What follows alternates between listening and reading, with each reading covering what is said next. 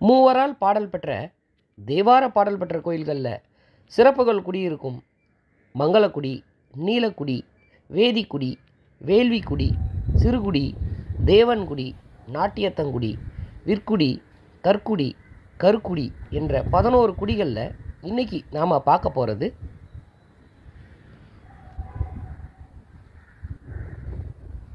அனைவருக்கும் வணக்கம். தேடி கண்டு கொண்டேன் பகுதிக்காக கணேஷ்.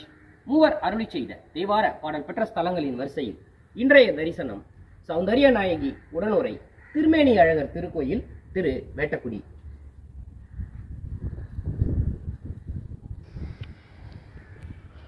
வங்கக்கடல் ஓரம் சமுத்திரத்தை தீர்த்தமாக கொண்ட 10க்கும் மேற்பட்ட தேவார பாடல் பெற்ற கோயில்கள் உண்டு.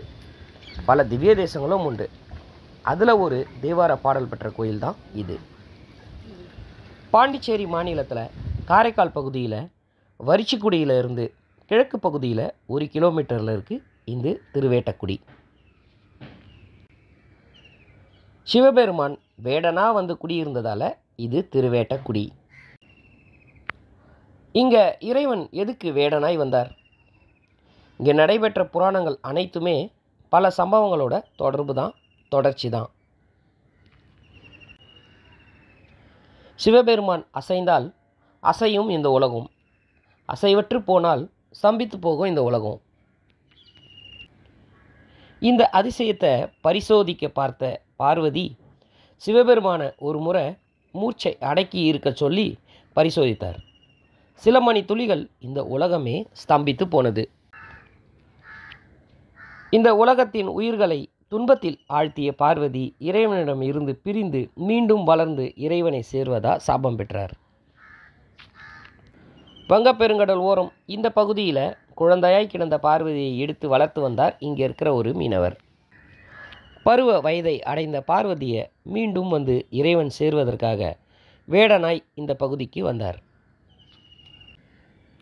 இந்த நேரத்தில் பிரம்மனிடம் வரம் வாங்கிய சோமுகன் என்னும் அரக்கன் பிரம்மனிடம் உள்ள 4 வேதங்களையும் கடலில் கொண்டு சென்று மறைத்தான். திருமால் வேதங்களை மீட்டு வர மச்ச அவதாரம் எடுத்து அரக்கனுடன் போராடி சோமுகனை கொன்று 4 வேதங்களையும் மீட்டு கொண்டு வந்தார். அரக்க ரத்தத்தை பருகியதால் திருமால் மீண்டும் சுய உருவை பெற முடியாமல் ராட்சத மீனாய் இருந்து கடலில் மீன் பிடிக்க வருபவர்களை பயமுறுத்தி கொண்டிருந்தார். இந்த ராட்சத மீனால் பாதிக்கப்பட்ட மீனவர்கள் மீனவ தலைவனும் பார்வதியின் தந்தையுமிடம் முறையிட இந்த மீனை எப்படி கொல்வது அப்படின்னு ஆலோசனை செஞ்சாங்க.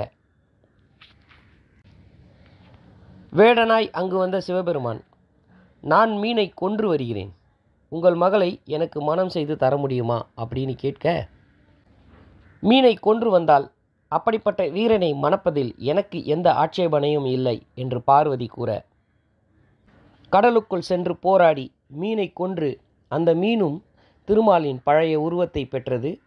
பார்வதியும் மீண்டும் சிவபெருமானை மணந்தார். மகாபாரத காலத்தில் தன்னுடைய போர்க்கலையை மேம்படுத்த பல க்ஷேத்திரங்களுக்கு தீர்த்த யாத்திரை சென்ற அர்ஜுனனுக்கு முக்கிய திருத்தலத்தில் இதுவும் ஒன்று. கிழக்கு நோக்கி சிவபெருமானும் தெற்கு நோக்கி அம்மனும் இருக்கும் இந்த கோயிலில் எந்த ஆரவாரமும் இன்றி அமைதியாக இருக்குது. கோயிலுக்கு பின்புறம் உள்ள தனிச்சன்னதியில் ஒரு புறம் சனீஸ்வரனும் மறுபுறம் திருஞான சம்பந்தரும் காட்சி கொடுப்பது தனிச்சிறப்பு. படைத்தல், காத்தல், அழித்தல், அருளல், மறைத்தல் அப்படின்னு 5 தொழிலும் நடந்த இடம்தான் இந்த திருவேட்டக்குடி.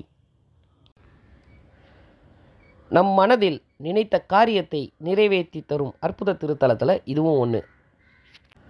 தான் நினைத்த காரியத்தை நிறைவேற்றி கொண்ட அர்ஜுனன் போல இந்த கோயிலுக்கு சென்று தரிசனம் செய்து நாம் நினைத்த காரியத்தை நிறைவேற்றி கொள்வோம். ஒரு அற்புத திருக்கோயிலை உங்கள் கண் பார்வைக்கு கொண்டு வந்த மகிழ்ச்சியோட மீண்டும் வேறொரு தேவார பாடல் பெற்ற ஸ்தலத்தில் உங்களை சந்திக்கிறேன்.